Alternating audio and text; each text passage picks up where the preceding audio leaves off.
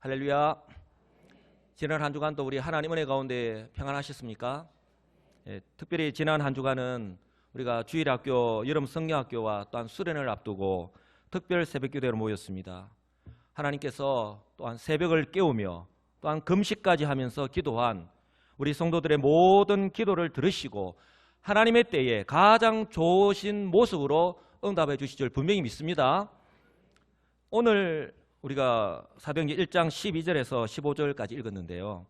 오늘 이 본문의 말씀은 부활하신 예수님께서 이제 성천하시면서 하신 그 약속의 말씀을 들은 사도들과 제자들의 선택과 또한 이에 따른 그들의 삶의 모습을 우리에게 말씀하고 있습니다. 그들은 자신들의 선택과 순종이 나중에 어떤 결과를 가지고 올지 전혀 몰랐습니다. 하나님께서 그들을 어떻게 사용하실지, 하나님께서 그들을 통해 어떻게 역사하실지 그들은 전혀 몰랐습니다. 이 마지막 시대의 교회와 성도들은요, 교회의 이 부흥과 회복 그리고 성장에는 관심이 많습니다. 그러나 이를 위해서 무엇이 선행되어야 할지에는 사실 관심이 없는 것 같아요. 그 당시에 주님의 제자들은 몰랐지만 이처럼 성령의 임재와 역사하심 그리고 초대교회의 부흥이 어떻게 일어나게 되었는지를 오늘 말씀을 통해서 다시 한번 깨닫고 우리 또한 그 같은 은혜를 다시 한번 더 경험하게 되는 그런 귀한 시간이 되시기를 주님의 이름으로 간절히 축복합니다. 사도들을 비롯한 예수님의 제자들은요, 예수님의 부활하심을 이제 목도하고 이제 성천하시면서 그들에게 말씀을 하셨는데 주님께서 하신 약속의 말씀을 그들의 마음에 새겼습니다. 그리고 그대로 이제 돌아와서 순종하였습니다. 이것이 굉장히 중요한데요. 우리가 부모님이 돌아가시기 전에 부모님께서 자녀들에게 유언을 하죠. 이때는 모든 자녀들이 부모님의 그 말씀에 귀를 기울여 듣습니다. 심지어 평소에 부모님의 말씀을 잘 듣지 않았던 자녀라 할지라도 이때만큼은 경청을 합니다. 그리고 부모님의 유언을 실천하기 위해서 최선을 다하죠. 그러니 지금 예수님의 11사도와 사도들, 이 제자들 역시 성천하시는 예수님과의 이 마지막 대화는요, 의미가 있고 중요할 수밖에 없는 거예요. 예수님께서 그들에게 하시는 마지막 말씀이기 때문에 더더욱 마음에 새길 수밖에 없기 때문에 그렇습니다. 예수님이 이처럼 성천하시면서 제자들에게 몇 가지를 당부하셨습니다. 첫째는 예루살렘을 떠나지 말라는 거예요. 둘째는 예수님을 통해서, 나를 통해서 들은 그 하나님의 약속을 믿고 기다리라는 거예요. 그리고 세 번째는 보혜사 성령이 너희에게 임할 것이다. 너희가 성령 세례를 받게 될 것이다 라고 하는 약속의 말씀입니다. 이 세 가지 약속의 말씀을 하시고 예수님은요, 이제 다시 오실 것이다 라고 약속을 하시고 난 뒤에 그들이 보는 가운데서 하늘로 올라가셨습니다. 이제 이 약속의 말씀을 들은 제자들, 이제 중요한 것은 제자들의 모습입니다. 예수님의 말씀을 들은 제자들이 이번에는 과연 순종하느냐 하는 것이 남아있기 때문에, 제가 왜 이번에는 과연 순종하느냐 하는 것이 남아있다라고 했는데 왜 이 말씀을 들은지 아마 여러분들은 잘 아실 거예요. 이전에 그들의 모습, 이전에 실패했던 그들의 모습, 불순종했던 그들의 모습이 있기 때문에 그런 거예요. 이전처럼, 즉 예수님께서 잡히시고 또한 십자가에서 돌아가실 때처럼 무서웠어, 두려웠어, 숨거나 도망가버렸던 것을 다시 반복할 수 있기 때문에, 다시 그 전체를 밟을 수도 있기 때문에 그런 거예요. 주님의 부활하심을 목격하고 주님께서 그들에게 약속의 말씀을 주셨지만 그들이 어떤 선택을 하느냐, 그들의 몫이라는 거예요. 그러나 어떻습니까? 이번에는 달랐습니다. 11명의 사도들과 다른 제자들이요, 감람산에서 예루살렘으로 돌아왔을 때에 한 장소, 즉 그들에게는 이미 익숙한 다락방에 모였습니다. 여러분 이스라엘에 가보셨는지 모르겠지만 이스라엘의 이 가옥 구조상 제자들이 모인 다락방은요, 집의 가장 위층에 위치하고 있는데 넓은 거실과도 같은 곳이다 라고 생각하시면 이해하기 쉬울 겁니다. 그들은 오늘뿐만 아니라 이전에도 이곳에 모였던 기억이 있습니다. 근데 여기서 중요한 것은 이처럼 다락방이 아무리 넓다고는 하지만 이처럼 120명이나 되는 사람이 모이면 밖에서 보면 금방 표시가 날 수밖에 없죠. 그들에게 또한 어떤 어려움이, 또한 어떤 위험이 발생할지도 모르는데, 그러나 그럼에도 불구하고 그들은요, 이 모든 것을 뒤로하고 이곳에 모였다는 거예요. 그들이 이처럼 위험을 감수하고서라도 이렇게 다락방에 모인 이유가 무엇일까요? 오직 하나, 이번에는 주님께서 하신 말씀을 기억하고 순종하기 위해서입니다. 한번 따라서 할까요? 주님께서 하신 말씀을 기억하고 마음에 새기고 순종하기 위해서, 이런 모습이 저와 여러분들에게 있기를 주님의 이름으로 간절히 축복합니다. 그렇다면 제자들이 이런 모습을 대하는 지금의 저와 여러분들의 모습은 어떠하냐는 거예요. 예수님께서 부활하심을 그들이 목도하였습니다. 40일 동안 그들과 함께 하셨습니다. 그들에게 하나님의 나라에 대해서 선포하셨습니다. 그리고 그들이 보는 가운데서 이렇게 약속의 말씀을 하시고 성천하셨어요. 그리고 그들이 돌아와서 예루살렘으로 돌아와서 이전에 모였던 그 다락방에 모였는데, 오늘 이 말씀을 대하는 우리 역시 매주마다, 아니 어쩌면 매일 하나님 말씀을 대하는데 주의 성령께서 깨닫게 해주셨는데 오늘 우리들의 모습은 어떠하냐 하는 것입니다.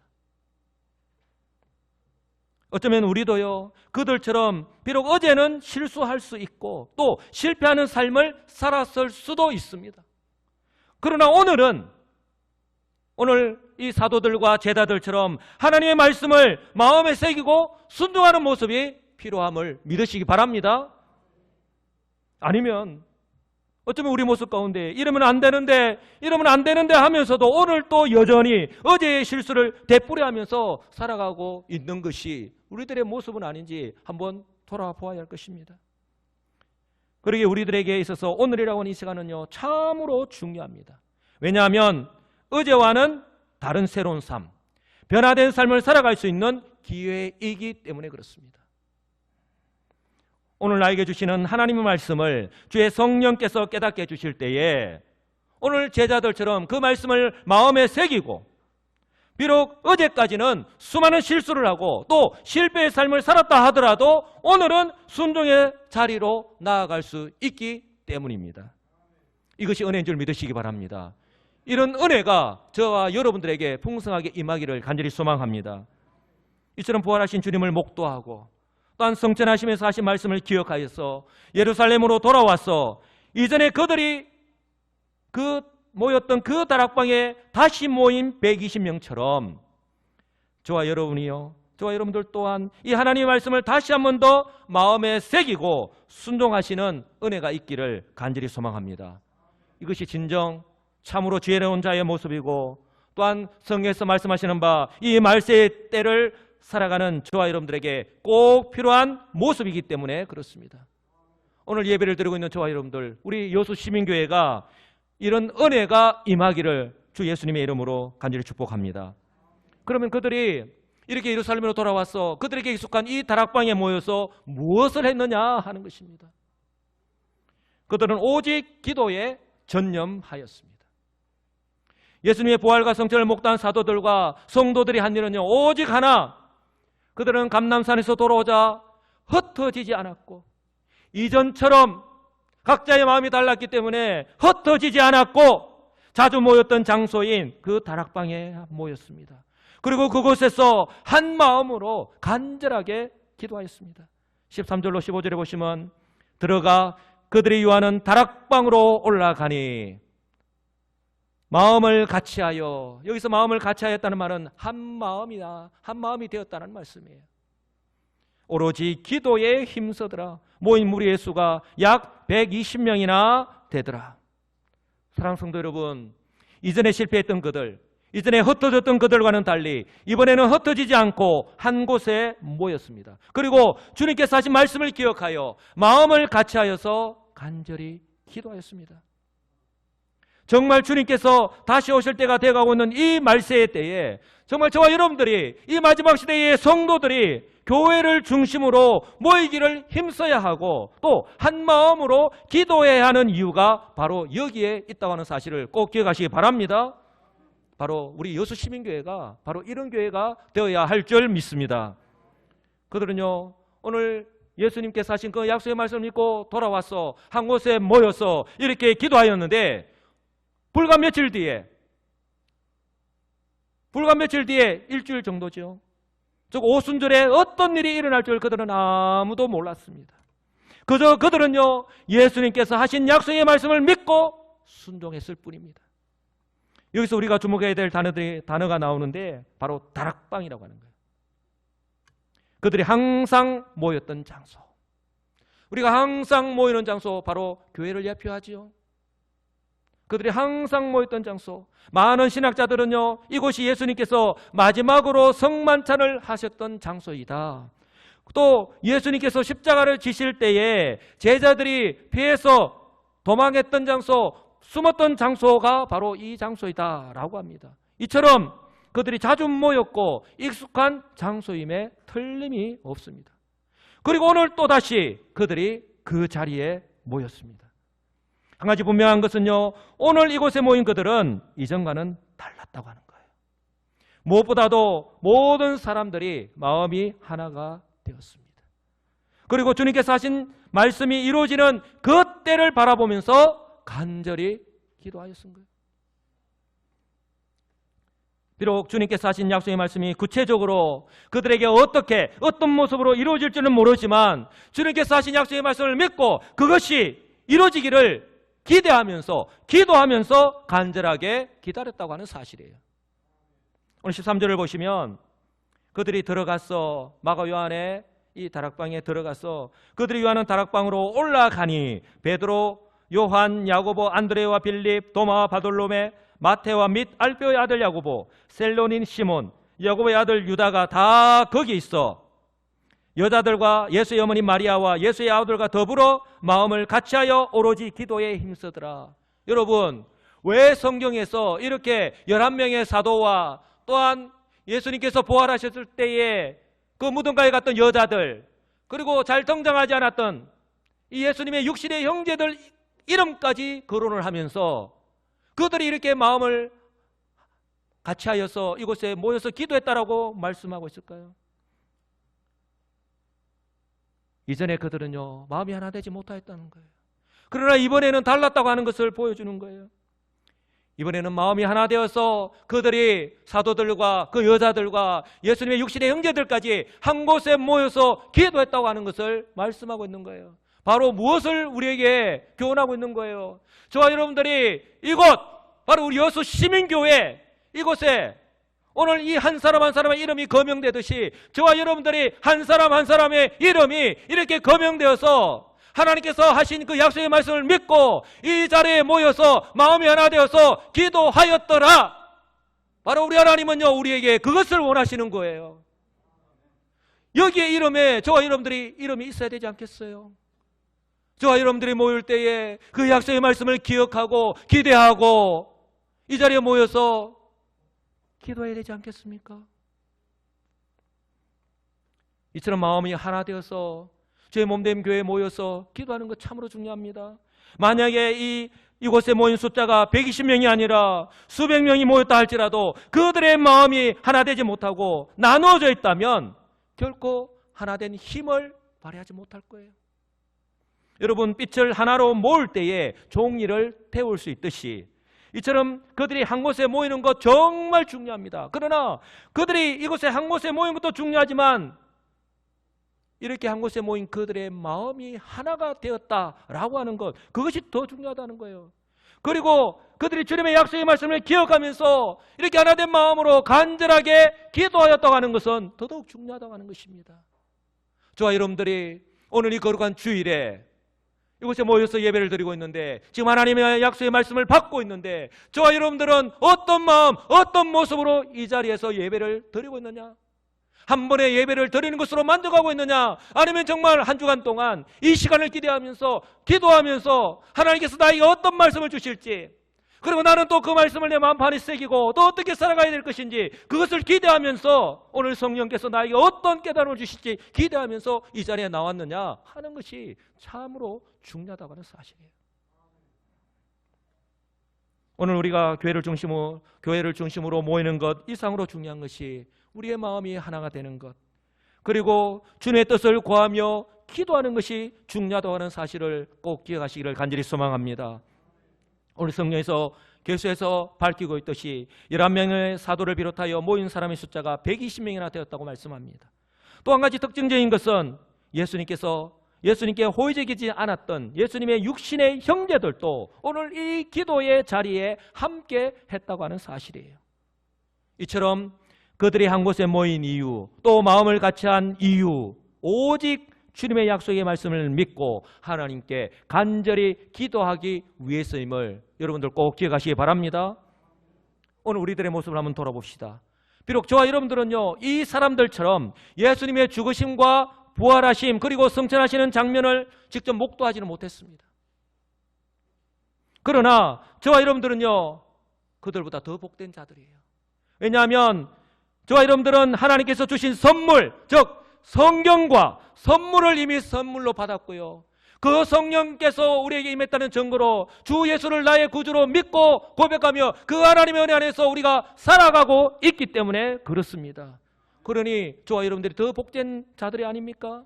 예수님도 이렇게 말씀하셨죠.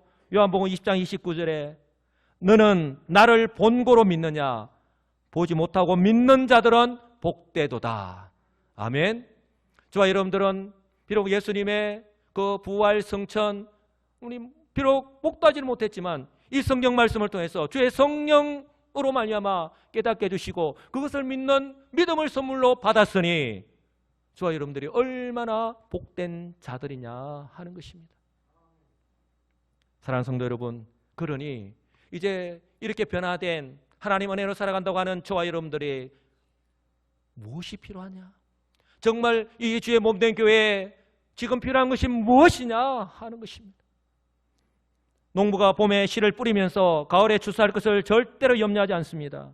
농부는요, 씨를 뿌려야 할 때를 잘 알고 있습니다. 그리고 제때에 씨를 뿌리지 못하면 가을에 추수할 기회마저 없다는 사실 또한 잘 알고 있습니다. 그렇기 때문에 농부는요, 씨 뿌리는 때를 놓치지 않기 위해서 미리 준비해 두었다가 힘들지만 그렇게 씨 뿌리는 수고를 그렇게 하는 거예요.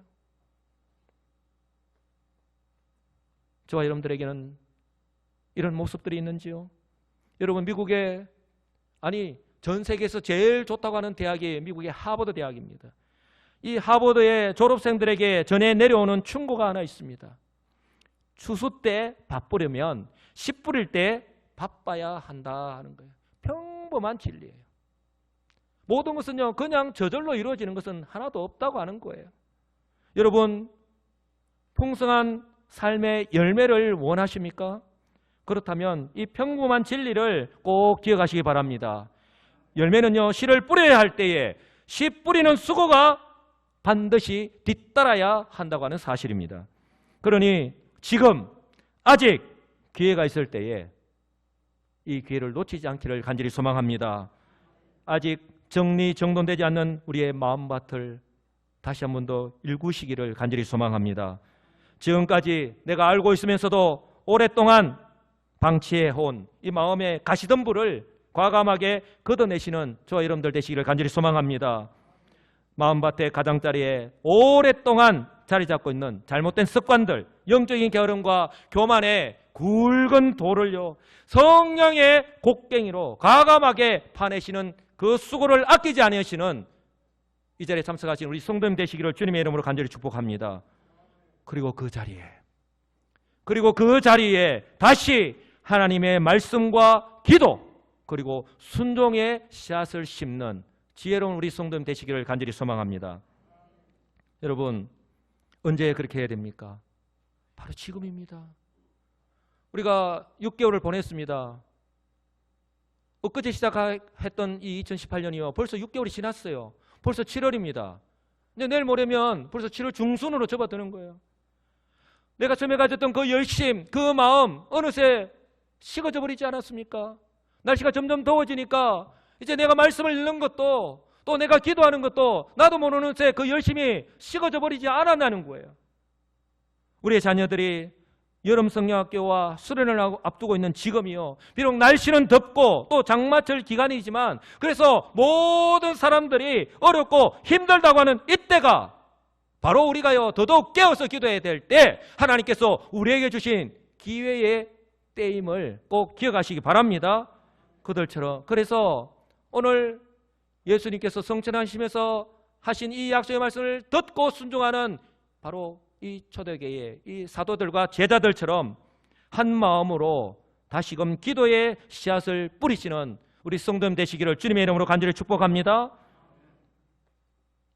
왜냐하면 우리가 믿음으로 기도의 씨앗을 뿌릴 때에 이 기도를 보시고 들으시고 기억하셔서 우리 하나님께서 하나님의 때에 정확하게 일하시기 때문입니다. 믿으십니까? 어느 신문의 사설에요, 기회와 관련된 글이 있어서 소개합니다. 세상에 내일이 아닌 것은 없다. 무관심이 가장 큰 적일 뿐이다. 호기심이 많은 사람이 성공한다. 기회란 눈을 뜨고 있는 사람한테만 보이기 때문이다. 눈을 감고 있는 사람은 기회가 지나가는지조차 알지 못한다. 먼저 계획하고 준비하는 사람과 그렇지 않은 사람과의 승부는 이미 결정이 난 것이다. 기회는 안개와 같다. 빨리 사라지기 때문이다. 기회는 앞머리가 무성하다. 누구든지 쉽게 붙잡을 수 있도록 하기 위해서이다. 기회는 뒷머리가 대머리다. 지나간 뒤에는 붙잡을 수 없게 하기 위해서다. 그래서 기회를 만나거든 그 앞머리를 꼭 잡아야 한다. 태양이 비치고 있는 동안에 건초를 만드는 것이 현명하다. 기회는 모든 사람에게 찾아오지만 그것을 잘 활용하는 사람은 소수이다. 기회가 2번 그대의 문을 두드릴 것이라고 생각하지 말아야 한다. 새가 날아가 버린 후 꼬리를 잡으려 하면 늦다. 현명한 사람은 찬스를 행복으로 바꾼다. 좋은 기회를 만나지 못했던 사람은 하나도 없다. 그것을 잡지 않았을 뿐이다. 기회는 날아가는 새와 같다. 기회를 잡기 위해서는 열린 마음이 중요하다. 긍정적인 생각을 갖고 있어야 좋은 기회를 붙잡을 수 있다. 부정적인 생각으로 꽉 차 있는 사람에게는 기회가 와도 쉽게 놓친다. 사랑하는 성도 여러분, 바로 지금이 하나님께서 우리 시민교회, 우리 각자 성도들에게 허락하신 축복의 기회인 줄 믿으시기 바랍니다. 바로 지금, 바로 지금이에요. 예수님께서 나를 따라오너라 말씀하셨을 때 그 모든 것을 버려두고 쫓아갔던 그 제자들, 다음에요 이것 하고요, 그것이 아니라 적시로 하나님 말씀을 받았을 때에 성령께서 깨닫게 해주실 때에 적시로 순종하는 것이 필요하다고 하는 사실을 꼭 기억하시기 바랍니다. 오늘 마가의 다락방에 모인 이 120명이 마음이 하나가 되었던 것처럼, 그리고 또한 오순절 성령의 역사를 체험한 초대교회 성도들이 날마다 마음을 같이하여 성전에 모였던 것처럼 지금 우리 교회 역시 이런 영적인 하나됨이 그 어느 때보다 필요하다고 하는 사실을 꼭 기억하시고 순종하시는 저와 여러분들 되시기를 간절히 소망합니다. 이런 측면에서 볼 때에 우리가 지난 한 주간 동안 다음 세대를 위한 특별 새벽 기도로 모였습니다. 또한 특별 기도 주간으로 선포하여서 한 끼씩 금식하면서 기도하자, 제가 그렇게 말씀을 드렸는데 정말 많은 성도님들이요 한 마음으로 그렇게 동참해 주셔서 얼마나 감사한지 모릅니다. 하나님께서 그 모든 기도를 들으신 줄 믿습니다. 하나님께서요 우리가 금식까지 하면서 그렇게 수고에 동참한 걸 우리 하나님께서 다 기억하실 거예요. 그래서 하나님께서 들으시고 정말 이번 여름 성령학교, 이번 여름 수련회에 예비하신 놀라신 은혜로 우리의 사랑하는 자녀들 가운데에 풍성한 은혜를 베풀어 주실 줄 믿으시기를 주님의 이름으로 간절히 축복합니다. 이처럼요 우리 교회가요 한 마음으로 기도하면서 반드시 실천해야 하는 중요한 것이 한 가지가 있습니다. 한번 따라서 할까요? 복음적 사명입니다. 제가 앞으로 계속해서 다시 이렇게 말씀을 드리며 살펴보겠지만 우리는요 사도행전 2장에서 주님께서 약속하신 성령이, 오늘 주님께서 부활하신 후에 성천하시면서 약속하신 그 성령이 그들에게 임하였을 때에 그들이 성령의 능력을 경험하는 것으로 그치지 않고 그곳에 모인 각 사람들의 언어로 복음을 전하였다고 하는 사실을 저와 여러분들은 기억해야 할 거예요. 그들에게 성령이 임했습니다. 성령의 능력이 임했습니다. 우리에게도 성령이 임했습니다. 그럼 됐죠? 그것으로 끝이다는 거예요. 내가 예수를 믿음으로 이제 구원을 받았으니까 그것으로 만족한다는 거예요. 오늘 하나님께서 역사하신 성령이 우리에게 임하였고 우리가 주 예수를 믿고 구원받았다는 것은 그것으로 끝난 것을 말씀하시는 것이 아니라고 하는 거예요. 교회에 맡기신 사명이 있고요. 우리 성도를 때에 따라 부르신 그 성도들에게 맡기신 사명이 있다고 하는 거예요. 바로 교회의 존재적 사명과 또한 우리 성도들에게 맡기신 그 사명을 통해서 바로 이제는 열방을 향한 하나님의 구원 계획을요 본격적으로 시작하시겠다 하는 것이 바로 하나님의 뜻이라고 하는 것을 보여주시고 계시다는 거예요. 이것이 바로 우리 교회가 이곳에 존재하는 이유이고 저와 여러분들 이때에 우리 교회로 보내신 이유라고 하는 사실을 꼭 기억하시기 바랍니다. 그러니 저와 여러분들이 오해하지 말아야 할 것 하나가 있습니다. 바로 전도는 은사를 받은 사람만이 한다라고 하는 거예요. 그래서 우리가 목요일 전도팀, 금요일 전도팀, 토요일에 우리 새벽기도회 하는 우리 피택자들만이 이 전도의 어떤 전유물이다 라고 생각하는 것 내려놓아야 될 거예요. 전도는요 은사가 아닙니다. 전도는요 바로 교회의 존재의 이유이고 성도의 사명이라고 하는 사실을 꼭 기억하시기 바랍니다. 오직 성령이 너에게 임하시면 너희가 권능을 받고 예루살렘과 온 유대와 사마리아와 땅 끝까지 이르러 내 증인이 되리라. 바로 성령이 임했을 때에 이제는 이 교회의 시작과 함께 이 교회를 통해서 무엇을 어떤 사명을 감당해야 될 것인지 성령은 분명히 우리에게 말씀하고 있습니다. 예수님께서 이 땅에 오신 이유 바로 예수님께서 그 공생의 대부분을 전도하셨고 또한 전도 때문에 내가 이 땅에 왔다라고까지 말씀하셨지 않습니까? 구약의 에스겔 선지자는요 에스겔 2장 7절에서 이렇게 말씀을 합니다. 그들은 심히 배역한 자라. 그들이 듣든지 듣지 아니 듣든지 너는 내 말로 고할지어다. 여러분 교회가 이 시대의 영적인 파수꾼의 역할을 감당해야 한다고 말씀하고 있는 것입니다. 그러므로 저와 여러분들은요 그들이 듣든지 듣지 아니하든지 간에 가서 전해야 하는 사명이 우리에게 주어졌다라고 하는 사실을 꼭 기억하시기 바랍니다. 그래서 우리 주님은요 마지막에 성천하시면서까지 이 명령을 하신 것입니다. 너희는 온 천하에 다니며 만민에게 복음을 전파하라. 이 땅에 이 지상에 세운 교회의 존재적인 이유입니다. 우리가 사는 이 여수는요 참 복을 많이 받은 도시 같아요. 복음화율이 30%가 넘습니다. 물론 저 신안, 이 전남 신안은 거의 100% 아닙니까? 거기에 비할 수는 없지만 우리 여수는 복음화율이 30%가 넘습니다. 실제로 우리 전도팀들과 함께 나가서 전도를 하다 보면 이렇게 복음을 전할 때에 한 10명을 만나면 7, 8명이 교회를 다닌다고 그렇게 대답을 합니다. 얼마나 감사한지 모릅니다. 그러나 우리 주변을 돌아보면 아직도 복음을 듣지 못한 사람 70%나 되는 사람이 있다고 하는 사실을 저와 여러분들은 기억해야 할 거예요. 또한 믿음 생활을 하다가 여러 가지 이유로 낙심하여서 오랫동안 쉬고 계시는 분들이 또 의외로 많다고 하는 거예요. 저와 여러분들이 다시금 이런 수고를 해야 되는 이유 바로 그들에게는 구원과 회복의 기회가 될 것이고요. 또한 이렇게 수고하는 저와 여러분들에게는 바로 성도의 본분, 그 사명을 다하는 기회가 될 것이기 때문에 그렇습니다. 다시금 우리에게 이 말씀을 하시는데 이제는 우리가 받고 이제 이것을 알고 있는데 이제 선택은 오늘 예수님의 이 말씀을 받은 이 사도들과 제자들처럼 이제 선택 또한 우리들의 몫이라고 하는 사실입니다. 저와 여러분들은 어떻게 하시겠습니까? 우리 교회는 어떻게 해야 하겠습니까?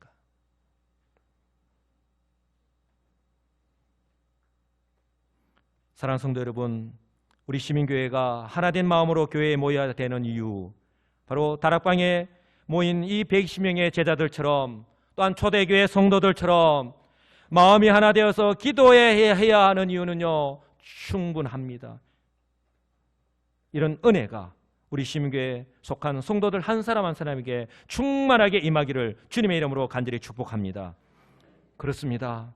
우리가 주의 말씀에 순종하여서 한 마음으로 기도하고 순종할 때에 우리 하나님이 일하심을 믿으시기를 간절히 소망합니다. 이처럼 예수님의 성천하심을 목도한 사도들과 제자들이 다시 예루살렘으로 돌아왔을 때에 그들 앞에 놓인 환경이나 조건은 하나도 변함이 없었다고 하는 사실, 그대로였다고 하는 사실, 아니 어쩌면 그보다 더 힘들었을 수도 있습니다. 저와 여러분들이 매일 말씀을 받고 주일마다 말씀을 받지만 우리들의 환경 역시 조금도 변함이 없습니다. 제자들은요, 여전히 극단적인 유대 율법주의자들의 그런 핍박과 위협의 대상이었고요. 여전히 우리는 어떻습니까? 우리가 살아가는 이 삶의 형편이요, 어려운 삶의 형편이 조금도 변함이 없잖아요. 그런데 중요한 것은요, 가장 중요한 것은 그들에게 변한 것이 있으니 바로 그들의 마음가짐과 바로 태도라고 하는 거예요. 그들의 마음가짐과 태도, 그들은 예수님께서 성천하시면서 하신 말씀을 그들의 마음에 새겼습니다. 그래서 예루살렘으로 돌아오자마자 마가의 다락방에 모였던 것이고요. 그리고 마음을 같이하여서 간절하게 하나가 되어서 기도하였다고 하는 사실을 꼭 기억하시기 바랍니다. 이런 측면에서 볼 때에 사도행전 2장의 오순절 성령 강림의 역사는요, 결코 어느 날 우연히 갑자기 일어난 일이 아니라고 하는 사실을 꼭 기억하시기 바랍니다. 하나님의 약속의 성취입니다. 하나님의 약속의 성취, 구약의 요엘 선지자가 분명히 약속했지요. 그 후에 내가 내 영을 만민에게 부어주리니 너희 자녀들이 장래일을 말할 것이며, 이사야 선지자 또한 나는 목마른 자에게 물을 주며 마른 땅에 시내가 흐르게 하며 나의 영을 내 자손에게, 나의 복을 내 후손에게 부어주겠다라고 분명히 예언을 했는데, 그러니 이런 하나님의 약속은 그들의 순종 여부와 상관없이 그 주님께서 성천하시면서 하신 그 약속의 말씀을 들은 사도들과 제자들 120명 그들이 모였는데 그들의 순종 여부와 상관없이 하나님의 때에 성취되었을 것이기 때문에 그런 거예요. 그런데 중요한 것은 그들이 이 약속의 말씀을 믿고 순종하였을 때에 그 약속이 성취되는 은혜를 그들이 맛보았다라고 하는 거예요.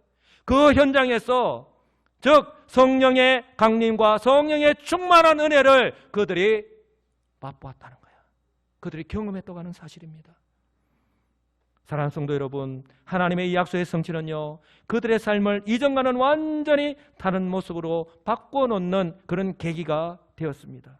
즉 하나님께서 열방을 향한 이 구원 역사의 첫걸음을 이처럼 믿고 순종하는 성도들과 함께 시작하셨다라고 하는 것을 우리들에게 보여주고 있는 것입니다.